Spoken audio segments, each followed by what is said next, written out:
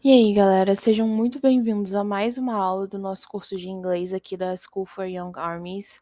É, Então, como nós conversamos nas aulas anteriores, eu notei também que vocês estão tendo uma certa dificuldade nos tempos verbais, né, na identificação deles ali, quando a gente precisa revisitá-los para estudar algum outro tipo de coisa.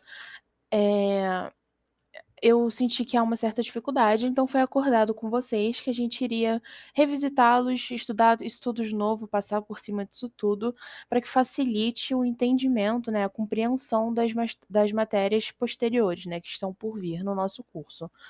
Como a gente tem tempo, eu vou passar por todos esses tempos verbais, porém, eu não vou poder dá bem mastigadinho, porque querendo ou não a gente tem um cronograma a seguir, mas eu espero que essas aulas, né, sejam de uma boa ajuda, né. Eu vou separar isso aqui em 3 aulas, né, a primeira aula vai ser do simple, a segunda do continuous e a terceira do perfect, porque eu acho que aulas muito longas também, eh, não são muito boas, não são muito proveitosas e, enfim. Vamos começar. A gente sabe, né, de senso comum que temos o presente, o passado e o futuro. Porém, no inglês, né, assim como no português, a gente tem que quebrar esses tempos verbais em classificações, né? A gente tem certos tipos, né? Então, temos 3 tipos de presente, 3 tipos de passado e 3 tipos de futuro. Isso, bem resumidamente, estou dando aqui o que vocês precisam para vocês saberem, para conseguirem fazer o conteúdo do nosso curso com êxito. Enfim. Aqui, nós temos basicamente 3 formas, né, 3 manifestações desses tempos verbais. Nós temos o simple, o continuous e o perfect. Ou seja, o que isso significa? Que temos o simple present, o present continuous e o present perfect. Novamente, temos o simple past, o past continuous e o past perfect.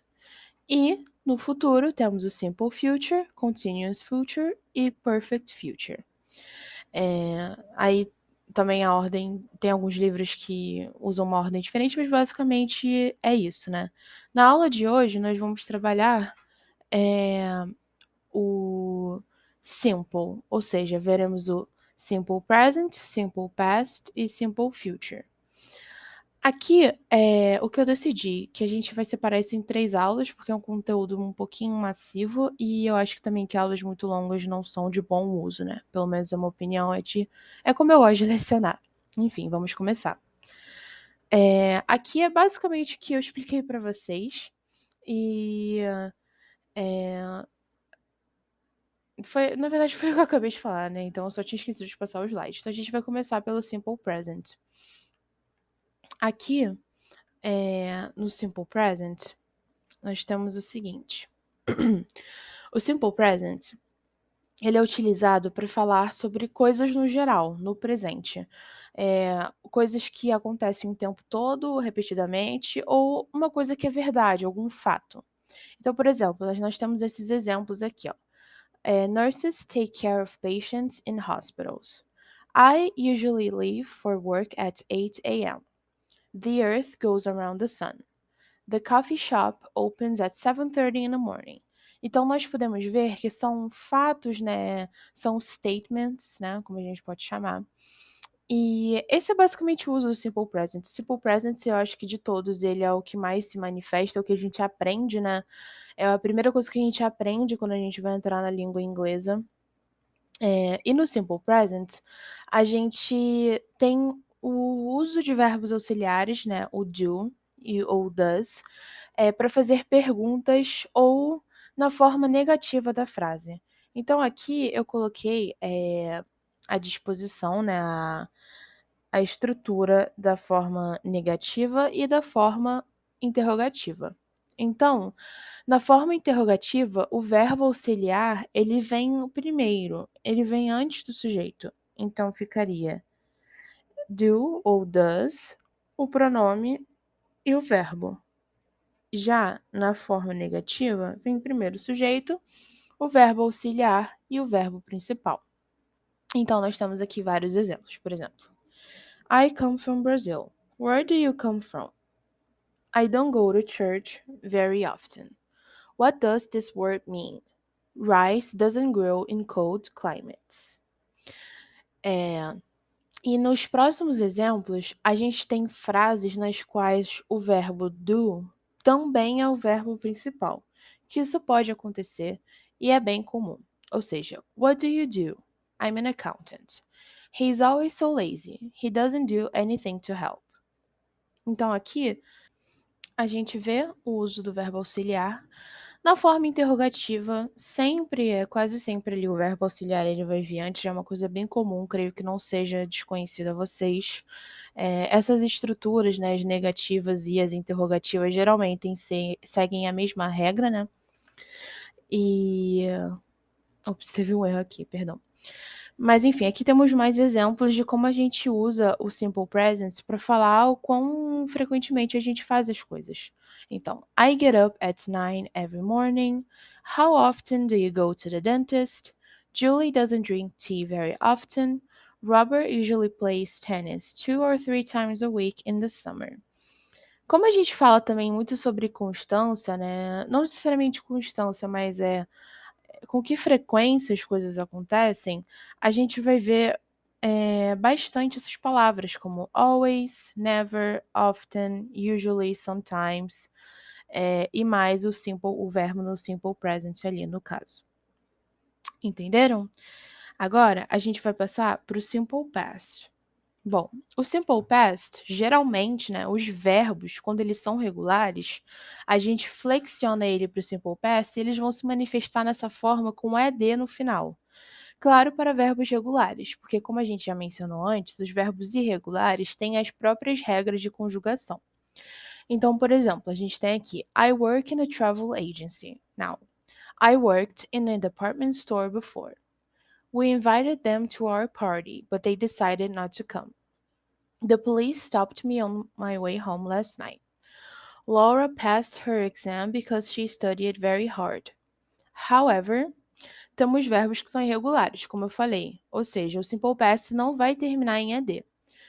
Infelizmente, cada verbo irregular tem a sua própria regra, então não tenho aqui como dar uma receita para vocês. Na verdade, é prática e você conseguir expandir o seu vocabulário para você reconhecer esses verbos.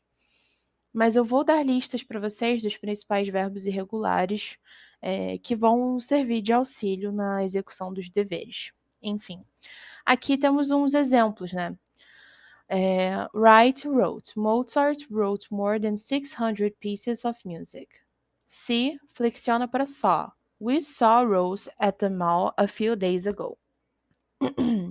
Go flexiona para went.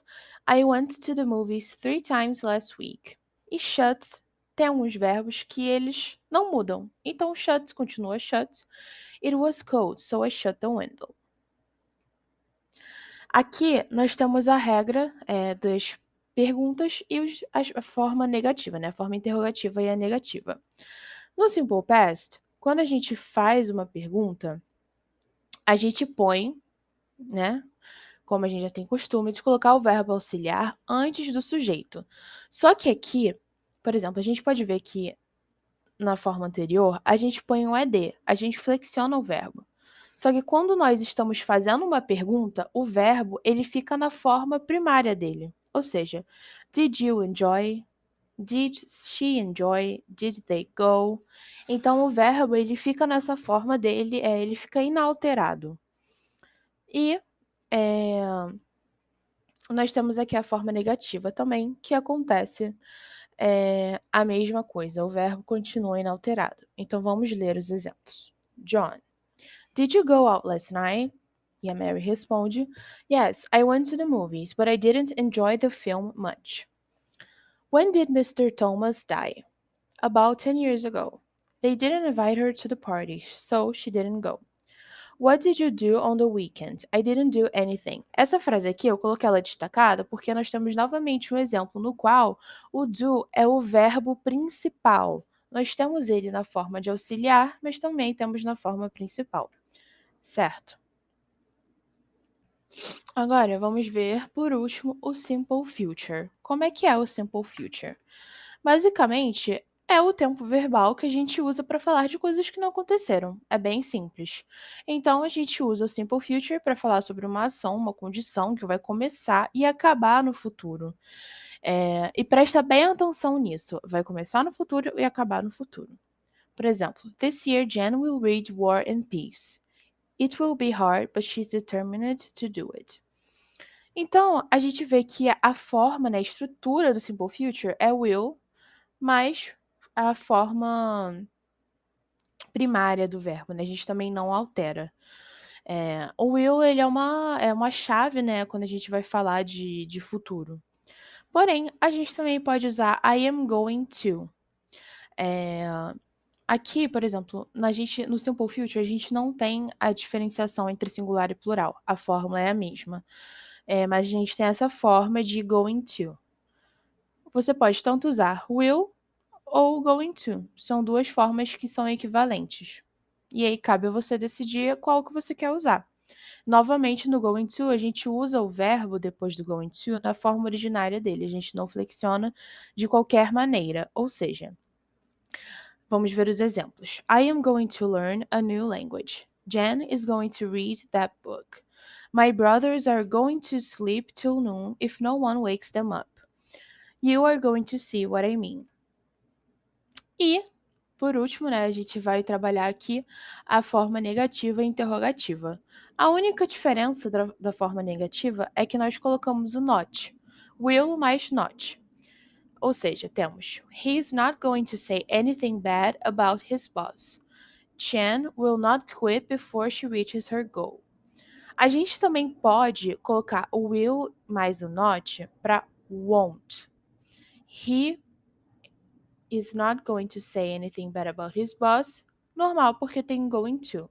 Mas quando tem o will, a gente põe Jen won't quit before she reaches her goal. Ou seja, won't, para se alguém não é familiar, eu acho que todo mundo é, mas é W-O-N apóstrofe T.